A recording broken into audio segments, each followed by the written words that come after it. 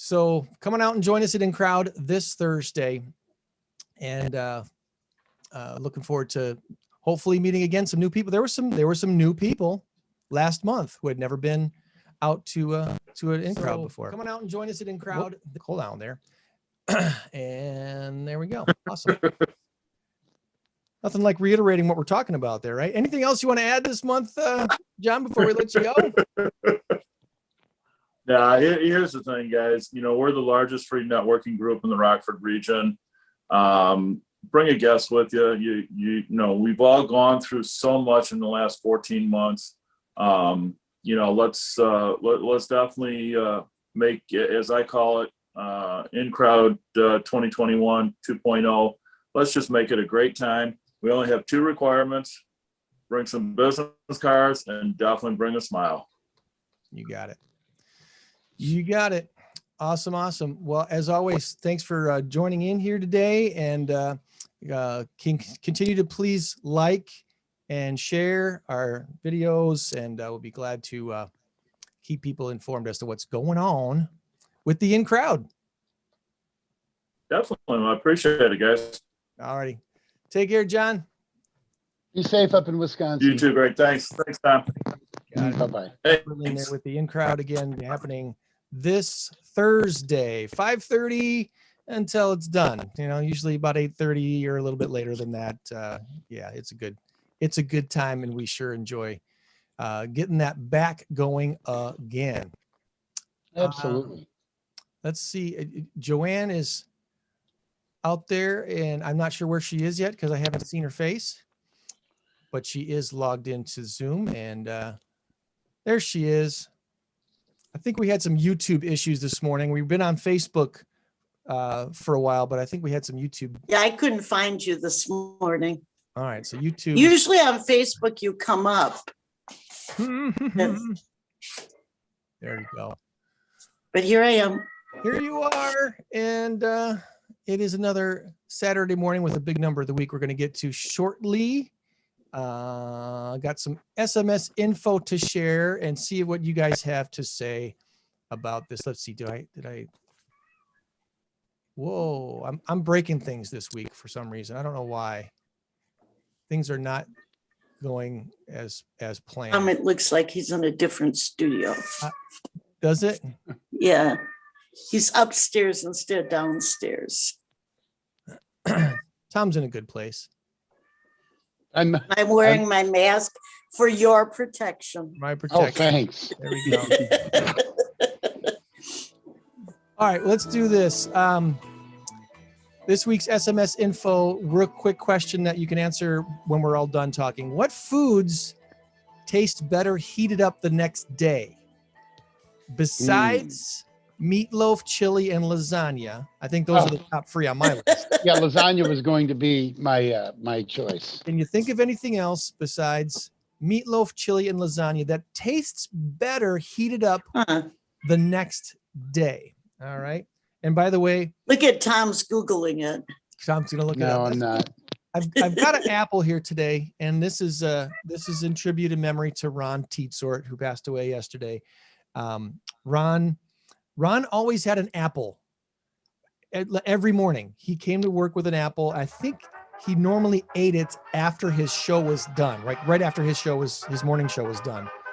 So 8:30, 9 o'clock, whatever it was that his show was done, he was keeping those teeth healthy and himself healthy with an apple a day to keep the doctor. So are we not on YouTube today? We are now. I don't know. Oh, yeah, whatever was. Because my little thing says live on YouTube. Yeah, we're back on there. So we're there now. All right. This week's SMS info. Jumping worms. Have you heard of jumping worms? I have. I don't know What if is you were telling me jumping about it last worms? week or what. Well, Were we talking about it last week? I don't think we were talking about it. It was on the news at some point about jumping worms in Rockford. And the University of Illinois Extension Office says jumping worms have made their way into the Winnebago, Stevenson, and DeKalb County areas. They believe through fishing baits. They have a dark metallic body. They're a little darker on top than they are on the bottom. and they have a white band that encircles the worm's body, unlike earthworms with their pink raised band. And if you handle a jumping worm, they will jump and thrash very wildly. And to make them even more creepy, they move quickly in a snake-like manner and can shed their tails when they're threatened. How big are these worms? Like night crawlers. Oh, Like a couple inches long or something. They can but get they're not native to this area, they're native to the southern states, not around here. So but they brought them up because they're using them for fishing yeah, and they're not good for your soil. They're more destructive than your because they're jumping around in there. earthworms. Well, they eat differently, or they eat more Ugh. or something like All that. right. So apparently, yeah, so if you see them, they don't Step want on. you buying them as bait. They're not native here, so you're better off. So where did they come from? You say through bait, but Southern that's states. generic. I mean, did they come from like Mexico? Did they come from Afghanistan? I mean, Alabama. Alabama. Well, that's another country all in itself. That's isn't another it? country, yeah. So You know, we they don't want invented jumping- the toothbrush in Alabama. You know that, right? They did. If it would have been Alabama. anywhere else, it would have been a teeth brush. Badoom, show. Sorry, Alabama. Tom's Good mailing job. address is no. Yeah. Uh, Is John still on? He's laughing. John's muted. He's not, his picture's not on, but I hear him laughing. Thanks, John. We got AAR, as I mentioned earlier, a leading provider of aviation services to commercial and government operators. They've signed a multi-year agreement to perform airframe maintenance on United Airlines narrow-body aircraft at the MRO facility right here in Rockford. So this agreement supports the continued growth of that facility and the local Rockford workforce. Over the next few years, they expect to add up to 250 high-quality year-round aviation maintenance technician jobs right here in Rockford. Who knew they were going to employ that many people out there at the airport at that facility? AAR was recently named one of America's best mid-size employers for a third time by Forbes. So cool beans for the Chicago Rockford International Airport. Looking for some theater, Legally Blonde, the musical, is performing this weekend at Rockford University in the Maddox Theater, Clark Arts Center. Based on the novel, Legally Blonde is, and also based on the 2001 film by the same name. It's directed by RU alum Charlie Rassman. It's tonight at 7:30, tomorrow at 2. If you want tickets, you can call the Rockford University box office, 815-226-4100, 815-226-4100, Rockford University, and Legally Blonde, the musical. Americans starting to splurge on some stuff. Last month, stimulus checks hit bank accounts and vaccines hitting arms, and Americans are spending money, clothes, restaurants, travel. About 1 million jobs were added last month, and consumer spending expected to propel economic growth to above 6.4% this year, which would be the best rate in decades. There's a lot of pent up demand for a lot of different things, especially, clothes that don't stretch. So we'll see how that goes. And one more thing before we get to some randoms.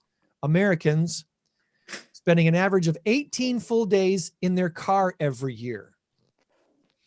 You drive a lot, Joann, or do you just drive back and forth to pause? How much driving do you do?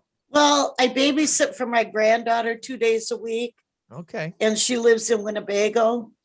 So there's So that's a couple little hours. bit. And then she has swimming lessons, so I drive her back to Rockford.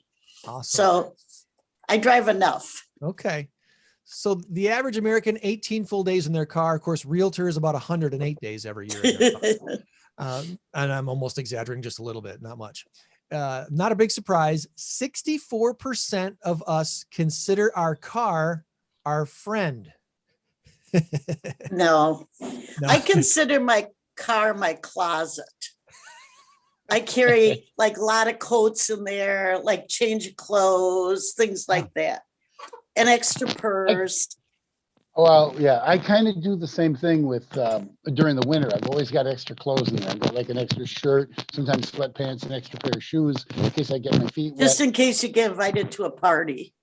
There you go. There you go. A lot of No, but face masks. I have all my trivia equipment in my car usually. I don't leave it in there during the dead of the winter because it's not good for it.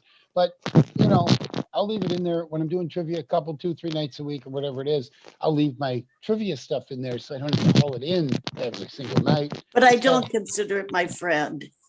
Your mic sounds like it's crashing again, Tom. It keeps. I don't know what it is. It might be the cord. I'm afraid it might be the cord.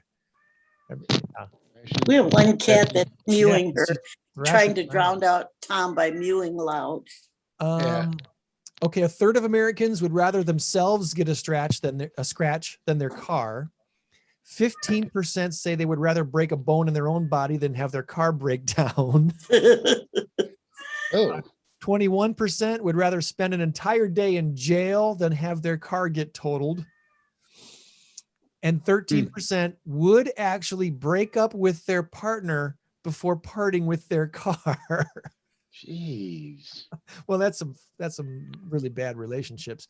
Last thing, 44% of Americans admit to naming their car. Do you have a name for your car? I call it car.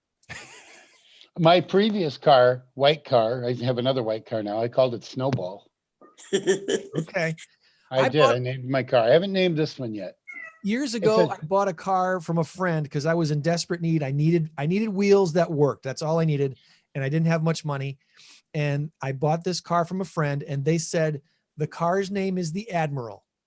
So I owned a car named the Admiral. The Admiral. It got me through, oh gosh. Well, I probably owned it for maybe a year. I drove it for about 5-6 months, maybe.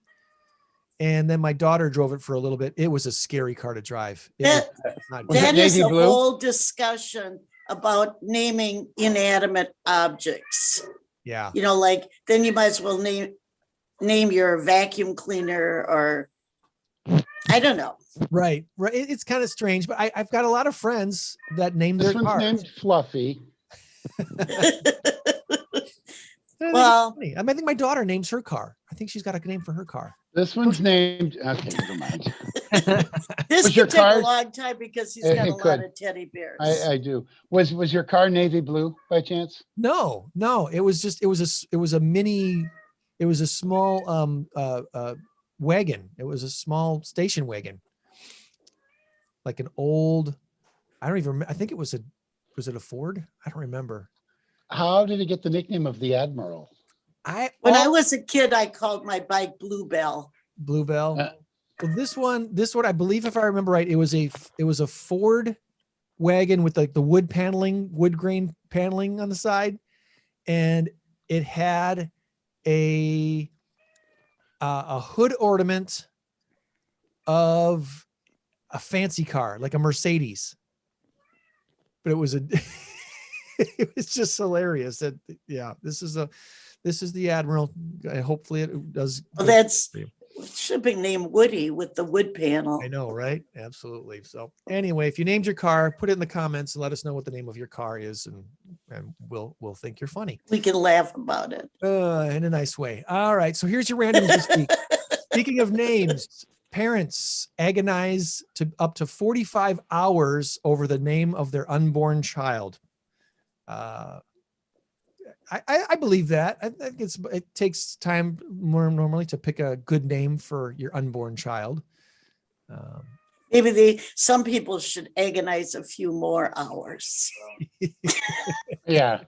I hear you. All right. Chipotle's year-over-year revenue increased 23.4% in the first quarter to $1.7 billion. Digital sales, this almost was the big number this week. Digital sales at Chipotle grew 133.9% and is now over 50% of their total sales. So kudos to Chipotle, and especially what they're doing online. They make online ordering really, really easy. The joke crypto asset known as Dogecoin is now worth over $40 billion. They had a big surge in value this past week. For reference, that figure is bigger than the market caps for Southwest Airlines, which is at $37 billion, Peloton, which is at $34 billion, and Zillow, which is at $32 billion. Dogecoin, worth more than those things, kind of, in in the stratosphere. It's not a real coin. Like Bitcoin is not a real coin, right? Cryptocurrency, yeah. It's crypto. Yeah, cryptocurrency. It's still something I don't quite understand, but Yeah. It kind of scares me at this point. If you've got money, that's fine. That's one thing. If you can take like 500 or 1,000 or whatever and invest in that, that's fine. But not if you're. where is it going to go? I have no idea. Yeah. Amazon signed a deal with ULA, which is Boeing Lockheed Martin. They're going to send over 3,000 satellites into orbit. They're going to spend about $10 billion to provide high-speed broadband everywhere, just like SpaceX. So SpaceX is going to have a competitor in the satellite broadband market. And speaking of SpaceX, they won a $2.9 billion contract from NASA to build the next lunar lander. They are going to return us to the moon, Jackie Gleason. And the next Mad That's Max right. movie will cost $350 Oh, right in million. the kisser. All right. So anything else? Did you think of any other foods that taste better heated up the next day besides meatloaf, chili, and lasagna? Chinese food. Like Yeah, take out food from you could eat that for like days. Yeah, like fried rice, chicken fried rice or something like that. That'd be about the only guess I can come up with, because all three of the ones you said were the three that I would have said. Yeah. When you're Pizza, no. You can reheat soup several times. Soup, yeah, definitely a lot of different kinds of soups. Chili. Here's your secret. Here's your secret tip of the day. If you ever enter a chili contest, make the chili 2 days before the contest. Yeah, but aren't you supposed to prepare it there? Maybe if you are, maybe if that's the rule, I guess you follow the rule. But pro tip: if there's not a rule against it, make it 2 days. I thought the idea was to, like what Tom said, that they make it at the festival. Yeah. Otherwise, you could import chili from somewhere else and just call it your own. Wendy's. True. Yeah, that's true. Wendy's has good chili, by the way. Why would you want to cheat though? Wouldn't you want people to taste your creation? No, you'd want to win. I don't think I've been to a chili contest yet where the prize was big enough to make you want to cheat. Oh, it's just bragging rights. Are you kidding me? Aren't you a chili person? I thought you entered into a chili contest. I have. In fact, I won the Keller Williams Realty Signature Chili contest last time with my secret ingredient. A whole apple? Many apples, lots of apples. Yes. You chop them up though, right? Diced apples. Absolutely. I made a chili and I happened to have salsa. And I put some salsa in it. It really was a good chili. Yeah. I never can repeat that recipe. Most of our recipes, you really can't repeat them perfectly. Years ago, what did I put in again? Years ago, my wife made these things we call Revel bars. They're basically like oatmeal cookie bars with chocolate, really rich chocolate layer. There's a cookie base, a chocolate layer, and then sprinkled oatmeal, cookie topping, and you bake it in Revel bars. Well, we made a batch. She made a batch years ago using a can of condensed milk that was in the back of our pantry for years, and it was the best Revel bars ever. So, do we have right now a bunch of condensed milk cans hiding in the back of our pantry for the future? I'm not saying, but they were so good. And how long does condensed milk last? Well, if it's in a metal can, years and years, right? Yeah, vacuum sealed. Why not? Don't they have like a use by date? Well, they have to put that on there by law. You have to. But, if you open it up and it doesn't smell bad or it's not like crawling and got bugs. I'm not eating at Tom's house. I never cook anything that's past the expiration date. No. Yeah, like I said, they have to put a date on it. They have to. They can't just say never expires, because then the minute somebody eats something that says never expires and they get sick, they get sued. So they have to put a date on it. Yeah. Yeah. If it's I repeat, I'm not eating at Tom's house. It goes back to our discussion from a week or two ago. Do you throw away Tupperware that's been in the fridge way too long? You know Yes. it's full of mold. And Joann says yes. And well, legitimate name brand Tupperware, not fake stuff, not the store, Rubbermaid or the Cool Whip container. Those aren't Tupperware. Legitimate name brand Tupperware. My mother had a lot of mystery meals in her refrigerator. And when we visited, we did a clean out. Yeah. And she would be so mad at us. We know this has been in here for like a month or two, Mom. This has got to go.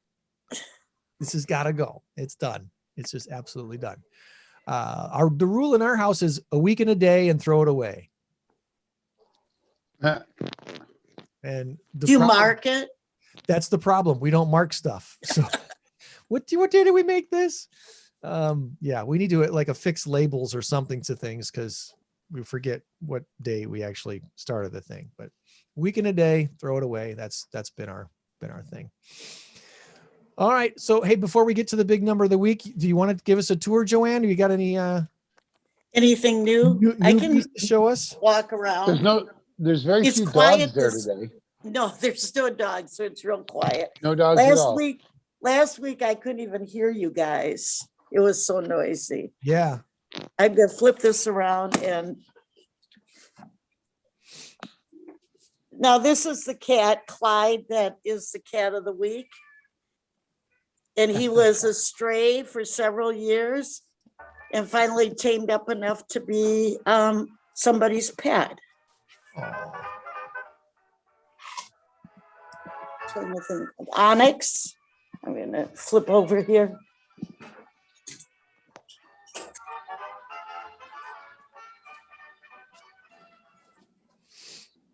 This one was the cat of the week last week, Kiko. Beautiful white cat. Wow. I've never owned a white cat, so. I've never owned a white cat either. I wouldn't mind starting. Well, you have Kiko there. So it's kind of another white cat kind of in hiding. MTK. And then we go Mayhem. What a name. Mayhem. Oh, yeah. Mayhem. It just says on here, it's kind of funny. Scared. Oh. So be quiet with him. Oh, there's a hidden cat. There's a cat in this bag. Somebody let the cat out of the bag, please. Yeah, they didn't leave that cat out of the bag. That's about it for today. I guess we're kind of, how about you? There we go. What a bitty kitty. I don't know why your voice changes when you see kittens. It's an itty bitty kitty. This kitty's name is Yoshi. I think that's from Mario Brothers. Mario Brothers. Yeah. Yoshi. Oh, Yoshi. He's kind of young. He still has bluish eyes. Oh, cute. Oh, I guess not.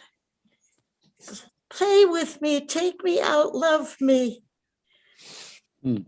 Awesome. Yoshi. Doesn't give much. It's just this brown tabby. They born in January. Oh, he's adorable. It's So, about it for today, I guess. I wouldn't. Can people walk in to pause now? Is it by appointment only still? Kind of. No, you can come in, but it's only cat adoptions. Okay. And I guess I kind of miss this row because they're working here. I don't. Did you switch me off? I just didn't put you on the spotlight. I can do that again. No, I'm fine. There you go. Okay. I think I missed the first row of cats, but the workers were there. Okay. So as always, check out Paws Humane Society. If you have any questions, give them a call, 815-299-PAWS.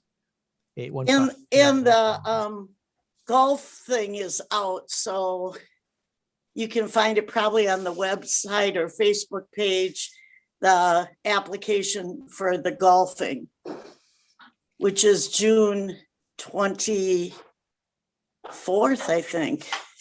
Let me see real quick if I can find that for you. For the Love of Animals, Noah's Ark and Paws fundraiser coming up on June 24th. The first ever golf play day coming up here in the end of. And they're having kind of they will have a silent auction or a raffle auction, which are always fun. And then it's going to be a picnic lunch. Okay. Picnic dinner. Cool. Sounds good. And that is at Montecito Country Club. And this is the first time we've had it, so hopefully it will be successful. Yeah. We're looking for success. 18 holes, your golf cart, a picnic dinner, $90 per golfer, scramble format. Should be a great few hours there out on a Thursday in June. Hopefully it's not too hot. Did you see it's going to get to the mid 80s this week? That's so we can get a different coat from our car. So there you go. 65 today, Yeah. 54 tomorrow, 80 Monday, 85 on Tuesday. So we can all catch a cold. Then Yeah. back to 70 on Wednesday. But yeah, All right. So Greg, what about this golf thing? Are we going to do it or what? we really should, huh? We should. We really should.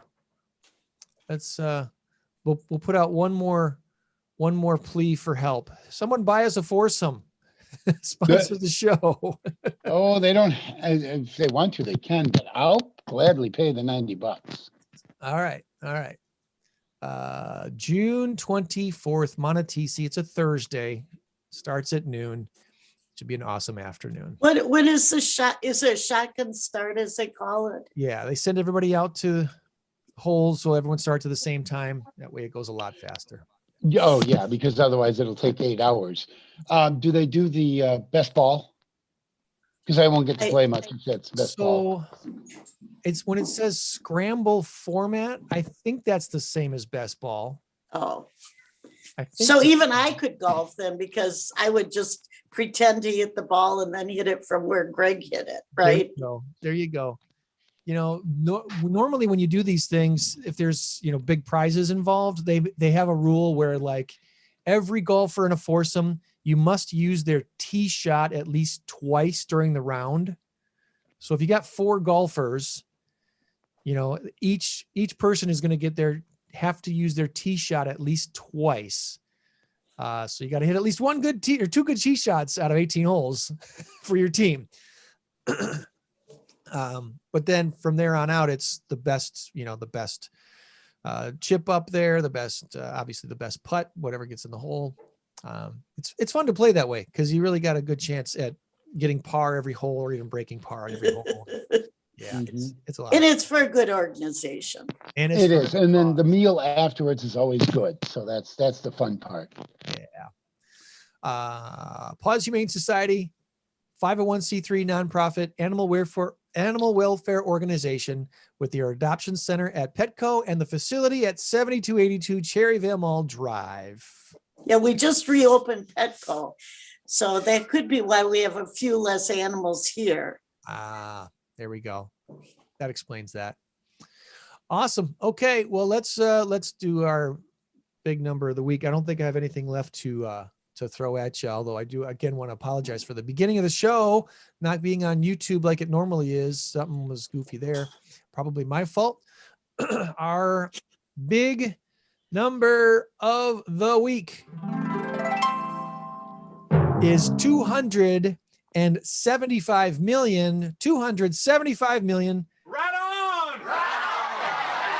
on. This week's answer is pizza or Pinterest. Pizza or Pinterest. Currently the score is tied at 1-1 on our race to 10. Yay, What's your 1-1. guess? In 3, 2, 1. Pinterest. Pizza. All right. Well, at least we're not the same. I said pizza. I meant pizza. I like it when Pinterest. you I say- said Pinterest. Americans, since the start of the coronavirus a year ago, have bought a whole lot of frozen pizza, an increase of 92% compared to the same time last year, which is approximately $275 million worth of frozen pizza. Tom, Oh, it's me. wow. Wow. Way to Tom go. likes to be ahead, so 92% increase in sales of frozen pizza year over year. Congratulations. Yeah. I don't know that we've eaten any more or less pizza over the last year. but that's not ordering pizza, that's frozen This is just pizza. frozen pizza. I have done a whole lot more frozen pizzas Okay. the last time. I always have 2 or 3 of them in the fridge. You know, back in the day when we had all 6 kids in the house and when it occasionally fell on me to make a meal, we always had frozen pizza in the freezer because that was that was pretty much the go-to, frozen pizza or mac and cheese. But yeah, I don't know that we've bought any more frozen pizza than normal over this last year. We've done our share of takeout, that's for sure. Well, I think one thing too is more people are eating at home. Absolutely. So maybe that's where the frozen pizzas, because they're running out of things to make. Right. So there you go. E-commerce I platform. hope they cook them before they eat them. Please eat them. Yeah, frozen. Oof, yeah, they were not meant to be popsicles. Shopify and Pinterest have expanded their integrations to 27 new countries outside of North America.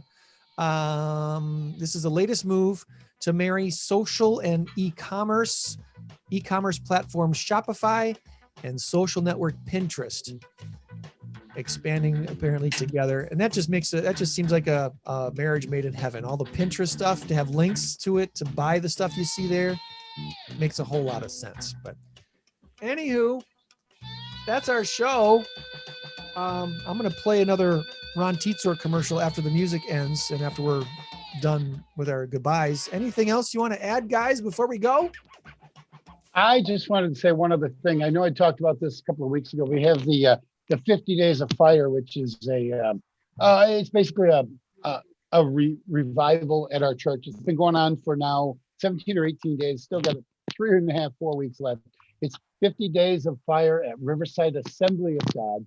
It's really nice. It's a couple of hours of just basically praise and worship and Riverside Assembly of God. It is affiliated, whatever they call it, little sister church of City First.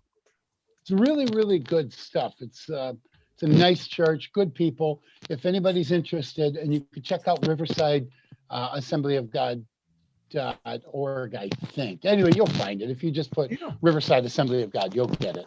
So, but it is a really nice thing, and it's been going on for a while, and it's going to go on for a while, but check it out if you want.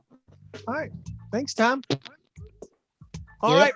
Remember, friends, you change the world when you help one person. Be a blessing to someone this week and meet us back here for another Saturday morning Stateline show. Bye, y'all. Bye. Bye-bye.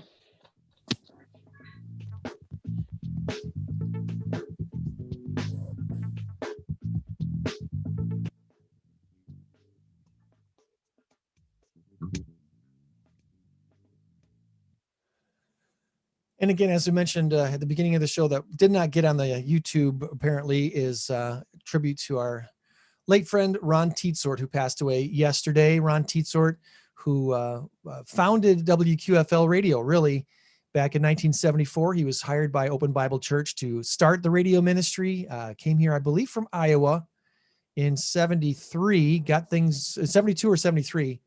Picked out the site up on the hill on Pebble Creek Trail off of Riverside, where they put up the tower and launched WQFL Radio in 1974.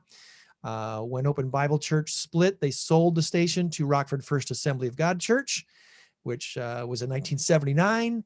And then Ron launched WGSL Radio in 1988 as a part of the Christian Communication Network ministry through Rockford's First Assembly of God Church. Ron was instrumental in both of those radio stations being put on the air. And for 35 years, Ron Tietzort was a part of making Christian radio happen right here in Rockford. So our prayers to go out to his wife, Millie, and his son, and Ron Tietzort, who passed away yesterday.